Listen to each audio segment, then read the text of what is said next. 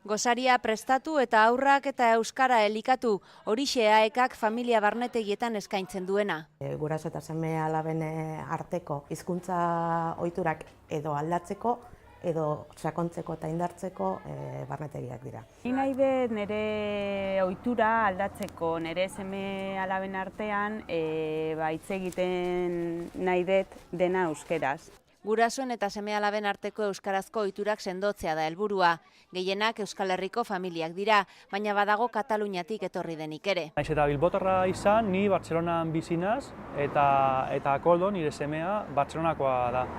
Orduan hortik etorri gara, guen artean euskara hitz egiteko. Gurasoek klaseak jasotzen dituzten bitartean, aurrek ekintzak egiten dituzte. Umeak oporretan daude eta udaleku gisa hartzen dute barnetegia.